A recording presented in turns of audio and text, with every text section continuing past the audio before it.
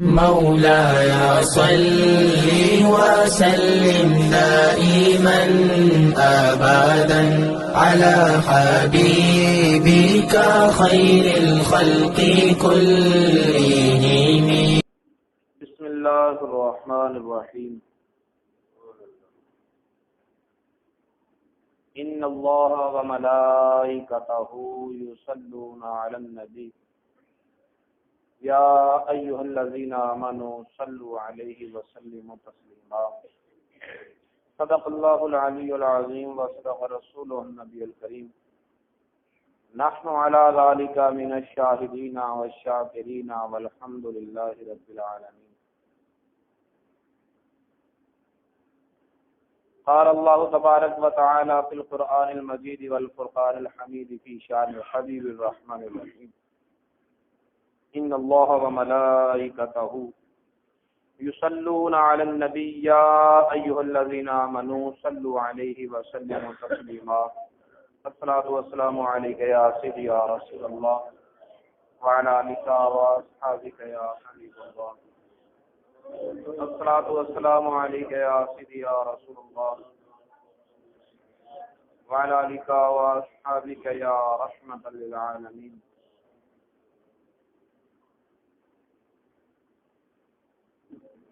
چمک تجھ سے پاتے ہیں سب پانے والے، میرا دل بھی چمکا دے چمکانے والے.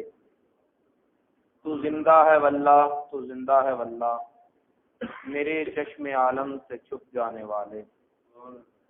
چمک تجھ سے پاتے ہیں سب پانے والے، میرا دل بھی چمکا دے چمکانے والے. انتہائی عزت و احترام کے لائق حضرت العلام واجب الاحترام محترم مقام حضرت علامہ مولانا عطاء المصطفیٰ رضوی صاحب مدظل العالی،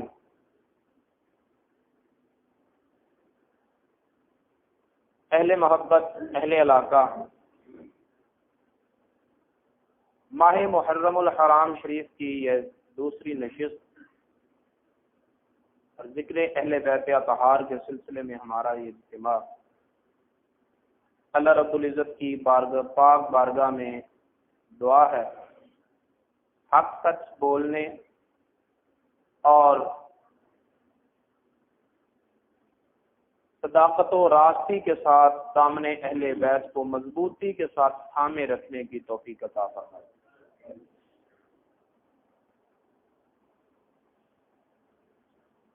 اللہ رب العزت نے قرآن پاک میں ارشاد فرمایا ان اللہ وملائکتہ یصلون علی النبی، بے شک اللہ اور اس کے فرشتے ذات مصطفیٰ پر درود بھیجتے ہیں.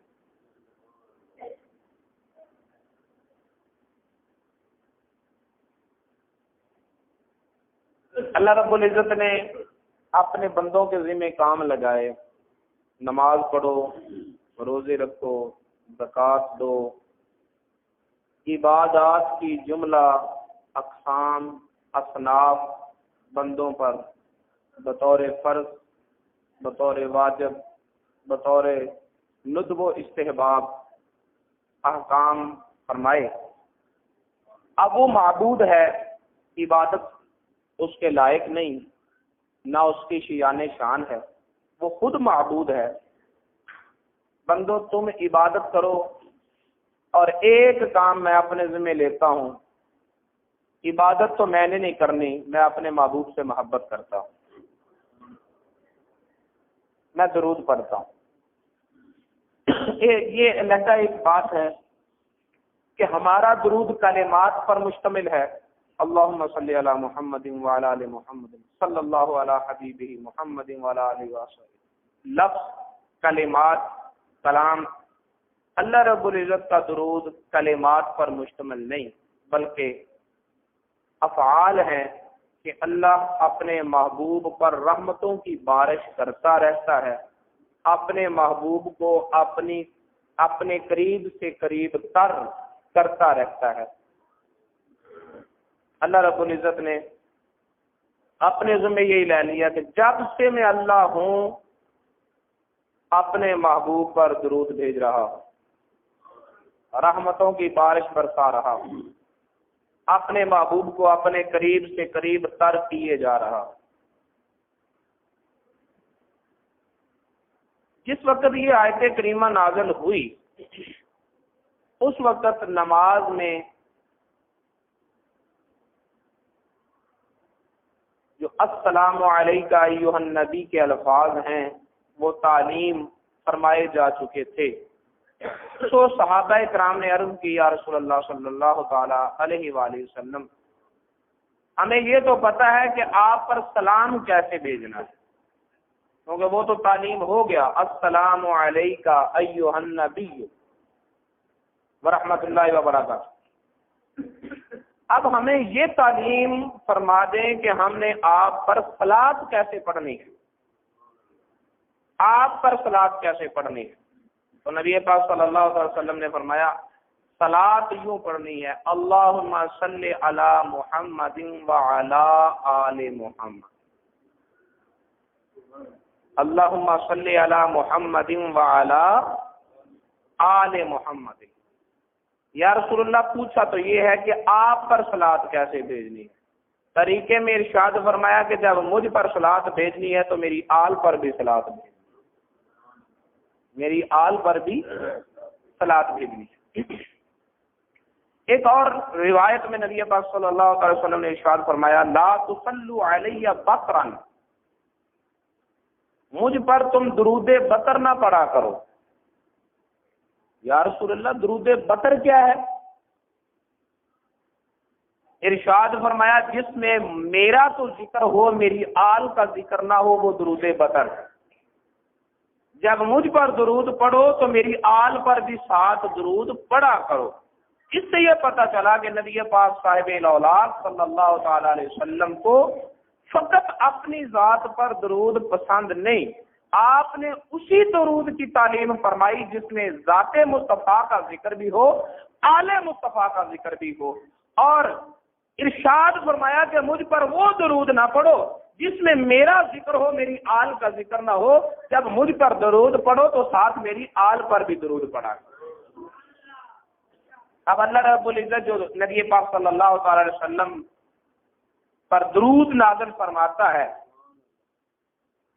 تو اس کا مفسرین نے ایک تعلق اس آیت سے بھی جوڑا کہ وَرَفَعْنَا لَكَ ذِكْرَكَ، محبوب تجھے ہر لمحہ بلمحہ رفعت ذکر کے نامات سے نوازا جاتا ہے، اور اس میں یہ بھی ارشاد ہے کہ اللہ کا محبوب تجھے تیرے ذکر کی رفعت بلندی اس کا مقصود ہے تو راضی ہو جائے، تیری خاطر تیرے ذکر بلند کیے جا رہے ہیں۔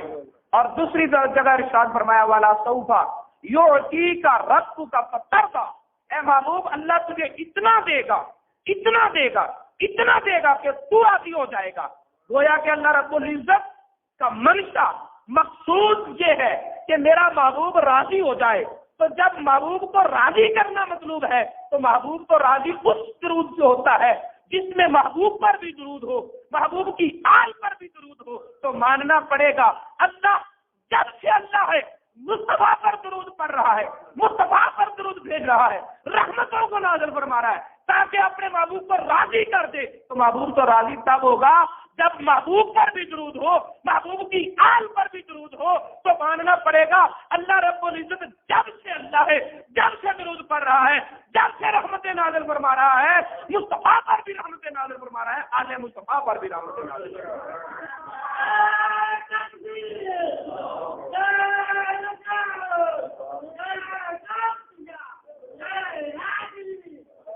اور کیسی عزت اور شرف اللہ نے عطا فرمایا، ان اللہ و ملائکتہ، بے شک اللہ اور اس کے فرشتے، اللہ رب العزت بھی درود نازل فرما رہا ہے، فرشتے بھی نزول صلاتوں رحمتوں کی دعائیں کر رہے ہیں، اور وہ درود جامع تب ہوتا ہے جب ذکر مصطفیٰ بھی ہو اور آل کا ذکر بھی ہو۔ تو جس طرح ذات مصطفیٰ لمحہ بلمحہ، درجہ بدرجہ، مرتم بعد مرتن، زمانے کے ساتھ ساتھ رفعت مصطفیٰ کو بلندیاں مل رہی ہیں، اسی طرح آل مصطفیٰ کی عظمتوں کو بھی 4 چاند لگ رہے ہیں۔ یہی وجہ ہے کہ ہر آنے والے دور میں، ہر آنے والے وقت میں جب بھی محرم آتا ہے تو ذکر اہل بیت پہلے سے بڑا ہوا ہوتا ہے، اور عظمت اہل بیت کے نئے نئے پہلو علماء کے ذہنوں میں آتے ہیں، اور علماء نئے نئے پہلو جو ہے وہ عظمت اہل بیت کے بیان کرتے رہتے ہیں۔ اس کی وجہ یہی ہے کہ جس طرح ذکر مصطفیٰ بلندیوں کی طرف گامزن ہے، اسی طرح رفعت شان اہل بیت بھی بلندیوں کی طرف گامزن ہے۔ اسی آیت کریمہ کو مد نظر رکھتے ہوئے حضرت امام شافعی رحمۃ اللہ علیہ نے فرمایا تھا کہ فَإِنَّ حُبَّكُمْ يَا أَهْلَ الْبَيْتِ فَرْضٌ، اے اہل بیت تمہاری محبت فرض ہو چکی ہے۔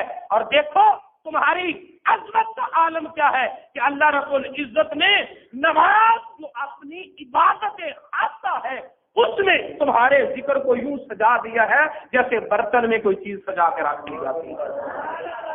نماز کو ظرف بنا کر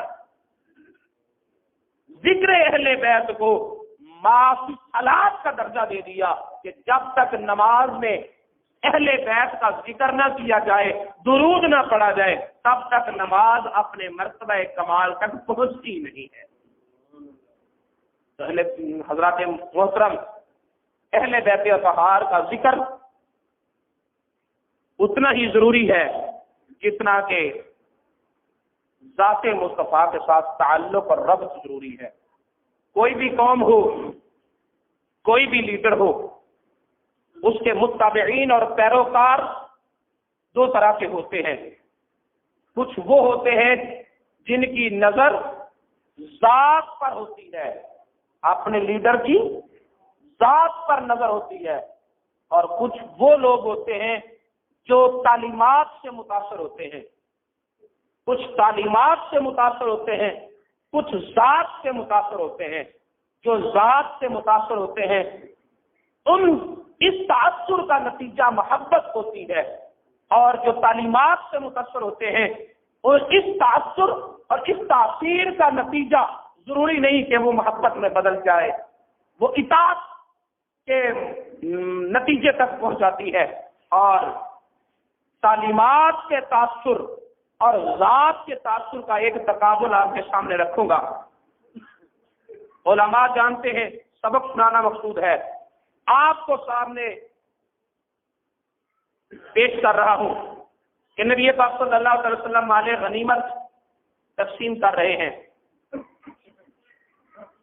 اور ایک شخص آیا ذویل خویسرہ، جس کی حدیث متفق علیہ ہے، اس نے نبی پاک صلی اللہ علیہ وسلم کی تقسیم پر اعتراض کیا اور ذات کا حیا نہ کیا، ذات کا احترام نہ کیا، تقسیم پر اعتراض کیا۔ حضرت عمر فاروق رضی اللہ تعالیٰ عنہ نے تبھی اجازت چاہی، یا رسول اللہ اجازت دیں تو ابھی اس کا سرنا قلم کر دو، یہ آپ کو عدل کی تعلیم دے رہا ہے۔ تو نبی پاک صلی اللہ علیہ وسلم نے فرمایا نہیں، اسے جانے دو۔ جب وہ جا رہا تھا تو نبی پاک صلی اللہ علیہ وسلم نے فرمایا اس شخص کی پشت سے ایک قوم پیدا ہوگی، اتنی نمازیں پڑھے گی کہ صحابیوں ان کی نمازوں کے سامنے تمہیں اپنی نمازوں کی کوئی حقیقت نظر نہیں آئے گی، اتنے روزے رکھے گی کہ ان کے روزوں کے سامنے تم اپنے روزوں کو کوئی اہمیت نہیں دو گے، اتنے قرآن کی تلاوت کرے گی کہ ان کی تلاوت کے سامنے تم اپنی تلاوت کو کچھ نہیں سمجھو گے۔ تعلیمات سے تو متاثر ہیں، لیکن فرمایا یہ نمازیں پڑھنے والے، وہ روزے رکھنے والے، وہ تلاوتیں کرنے والے دین سے اس طرح نکل جائیں گے جیسے شکار سے تیر نکل جاتا ہے، دین سے خارج ہوں گے۔ تعلیمات سے متاثر ہیں لیکن دین سے خارج ہیں۔ اور دوسری طرف نبی پاک کا ایک صحابی ہے، عبداللہ نام ہے، لوگ کسی وجہ سے اسے حمار حمار کہتے ہیں، لفظ حمار کا معنی گدھا۔